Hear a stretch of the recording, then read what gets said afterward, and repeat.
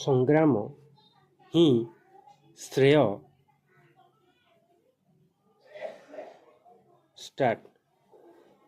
ସାମ୍ପ୍ରତିକ ସମୟ ଏକ ବିଚିତ୍ର ସ୍ଥିତି ମଧ୍ୟ ଦେଇ ଗତି କରୁଛି।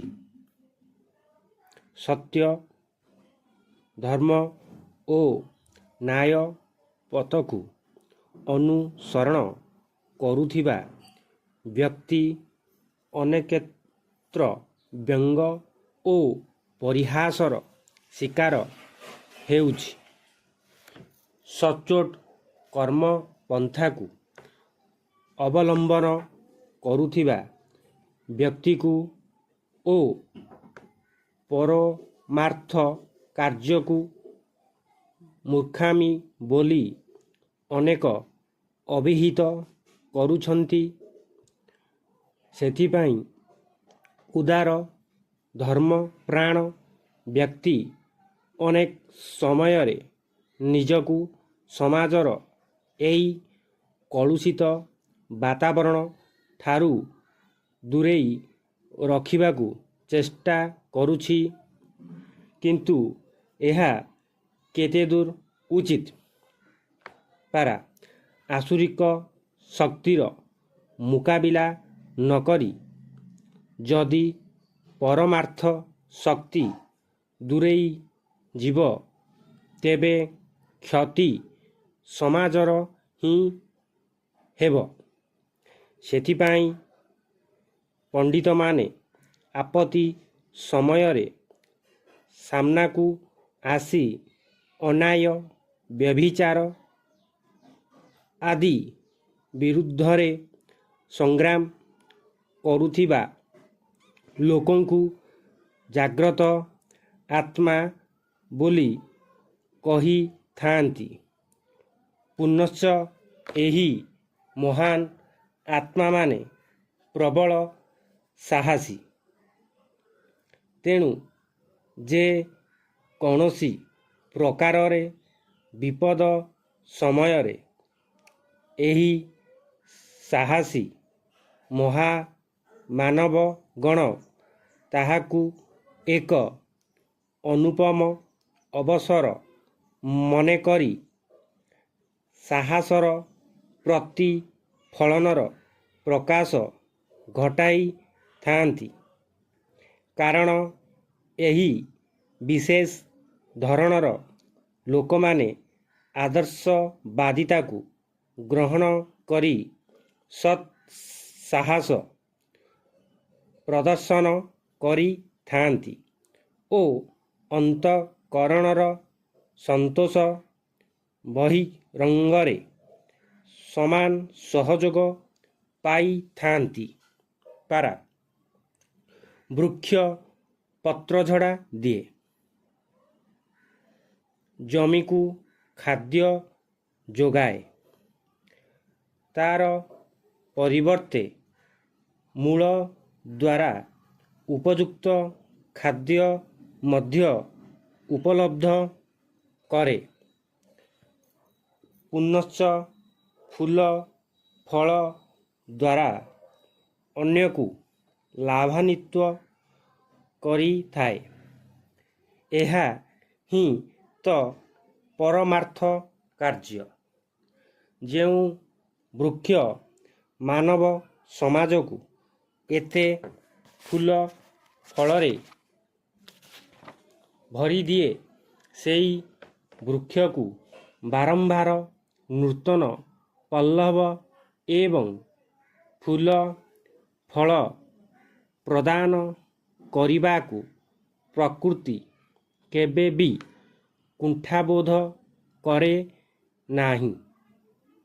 ଇତିହାସ ପୃଷ୍ଠାକୁ ସ୍ୱର୍ଣ୍ଣାକ୍ଷରରେ ମଣ୍ଡିତ କରୁଥିବା ପରମାର୍ଥ ପରାୟଣ ମହାମାନବଗଣ ସେଇଥିପାଇଁ ଆହ୍ୱାନକୁ ଦୂରେଇ ଦେଇ ସେହି ଦିଗରୁ ମୁହଁ ମୋଡ଼ି ଦେଇ ପଳାୟନ ପନ୍ଥାକୁ ଅନୁସରଣ ନ କରି ଦୂରଦର୍ଶିତା ପୂର୍ଣ୍ଣ ନୀତି ଗ୍ରହଣ କରିଥାନ୍ତି।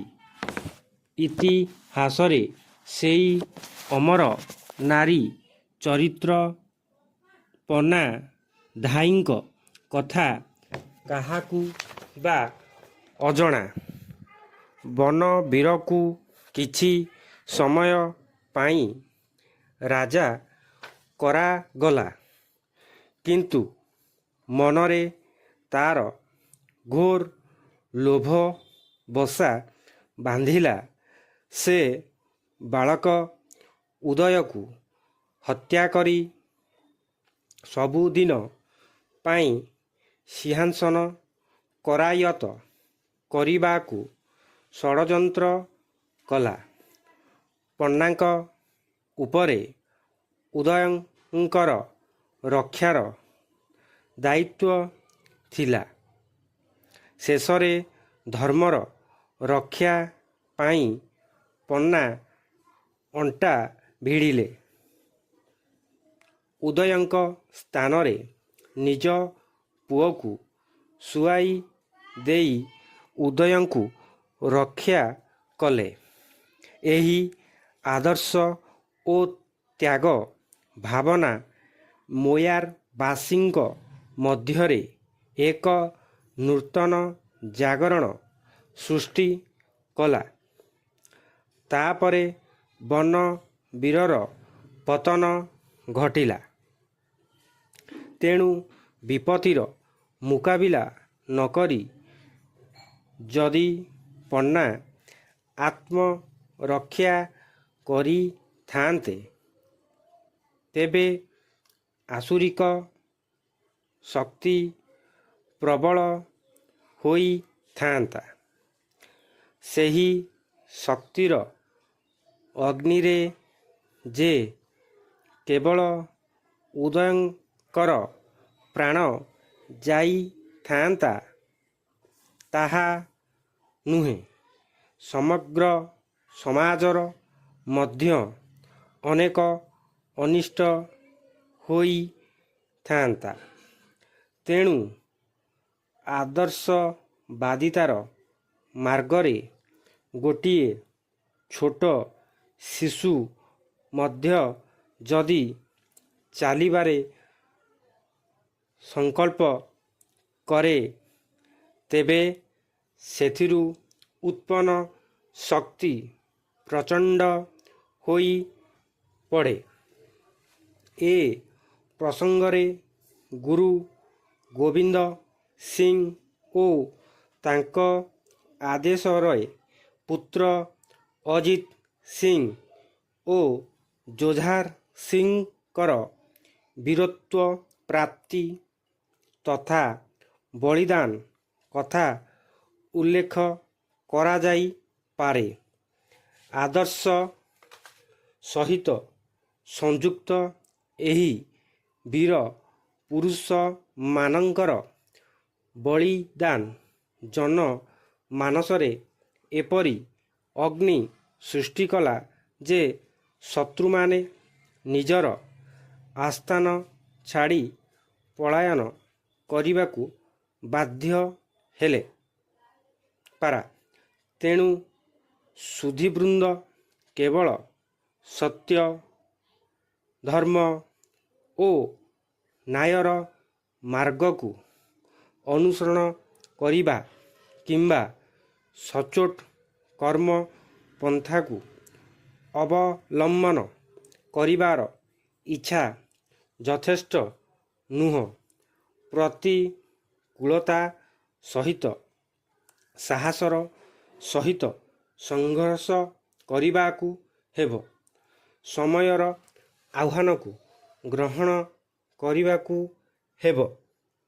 ବିପଥଗାମୀମାନଙ୍କର ବ୍ୟଙ୍ଗ ଓ ପରିହାସରେ ବିବ୍ରତ ହୋଇ ପଛକୁ ହଟିଗଲେ ଚଳିବ ନାହିଁ, ବରଂ ସାହସର ସହିତ ସାମ୍ନାକୁ ଆସି ଠିଆ ହେଲେ ପଶୁ ପ୍ରଭୃତି ପରାଜିତ ହେବା ସୁନିଶ୍ଚିତ। ପ୍ରତିଟି ସତ୍ ଆତ୍ମାକୁ ବୀଜ ପରି ବିଚଳିତ ହେବାକୁ ହେବ। ବୃକ୍ଷ ପରି ଫୁଲ ଓ ଫଳ ଫଳେଇବାକୁ ହେବ। ଆଉ ସତ୍ ମାର୍ଗରେ ଚାଲିବା ଓ ସମୟର ଆହ୍ୱାନକୁ ଗ୍ରହଣ କରିବା ପାଇଁ ପଶୁ ପ୍ରବୃତ୍ତି ବିରୁଦ୍ଧରେ ଲଢ଼ିବାର ପରାକ୍ରମ ଦେଖାଇଲେ ଯାଇ ହିଁ ଆଦର୍ଶବାଦୀ ଉତ୍କୃଷ୍ଟତା ସ୍ଥାପନ ହୋଇପାରିବ। ପୂର୍ଣ୍ଣଚ୍ଛେଦ।